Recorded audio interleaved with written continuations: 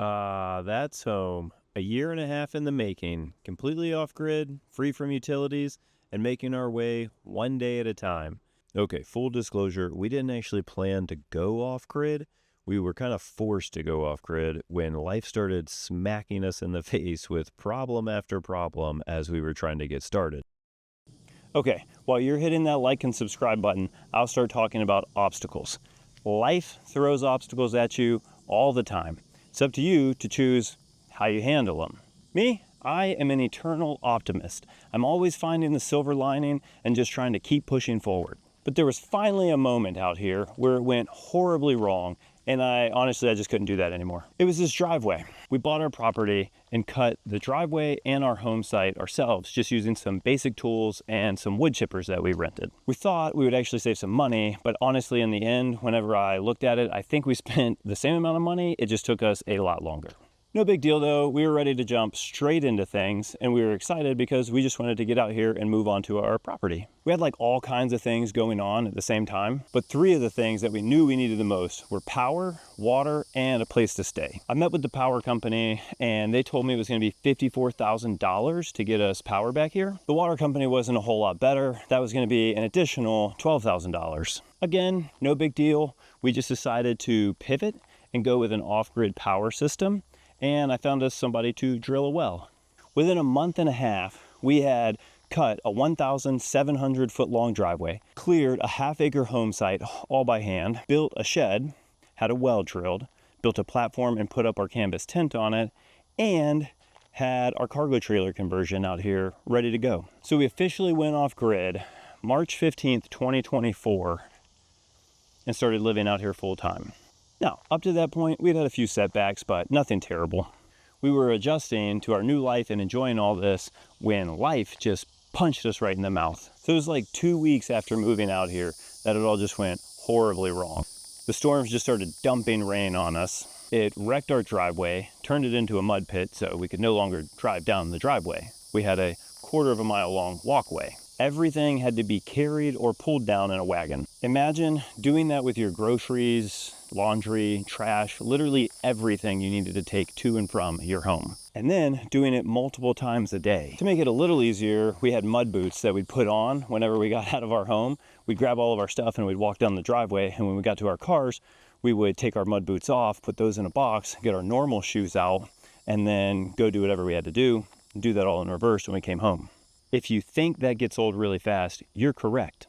But it doesn't stop there. So the experts don't agree with this, but I found it an odd coincidence that our well seemed to be doing just fine until we received all of that rain. Then it started producing this horrible sulfur smell that we had not had prior to that. So while I was researching how to fix that, we all got really sick.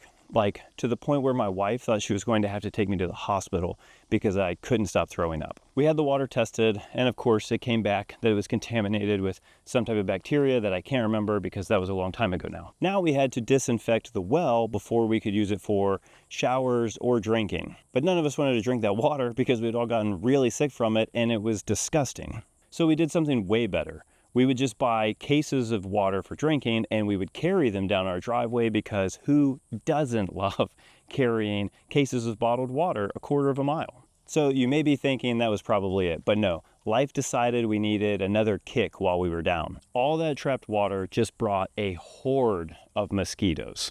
Like they were bad during the day, but you couldn't even think about going out around dusk all the way until dawn. They were terrible. Which made things super interesting because at the time we were doing all of our cooking outside. Then to sprinkle a little more difficulty into the mix, because that's what we needed, at the time I was using a portable RV waste tank to haul off all of our waste. We had a nearby dump station, so I would just drive to the back, hook it up to my vehicle, take it to that nearby dump station, and it really wasn't a big deal.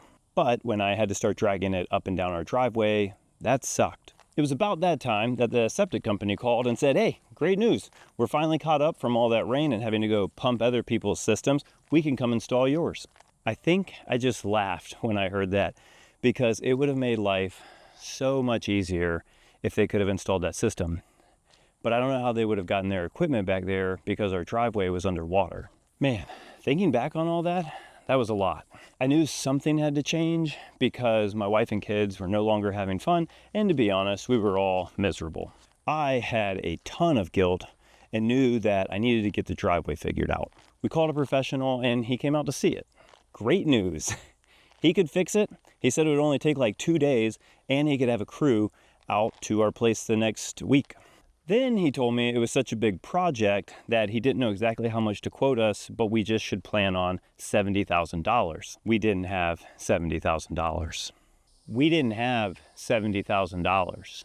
We didn't have $70,000. That completely stole any optimism I had left. My wife and I had a small breakdown at that point, and we really didn't know what we were going to do. We thought about giving up and leaving, but we didn't even know where we were going to go because we'd already put so much into this property. So it was about a week of hopelessness and despair while we tried to figure out how to move forward.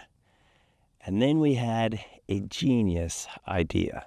See, we didn't have a lot of money left, but what we did have was excellent credit and some emergency credit cards. I'm talking a credit score of like over 800 for both of us.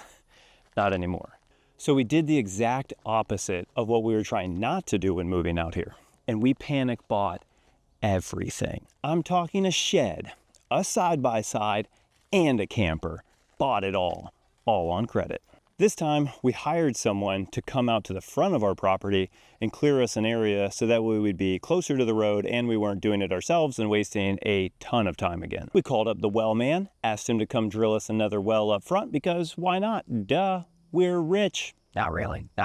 Then we parked the camper right by the well and had the shed delivered too. We used the side-by-side to rescue our stuff from the back because it was all trapped. Our driveway was still too messed up to use normal vehicles to get back there. So about 1,000 trips later, we had disassembled our hard work from the back, moved it up front, and we were ready to start all over again. Is everything the way we want it now?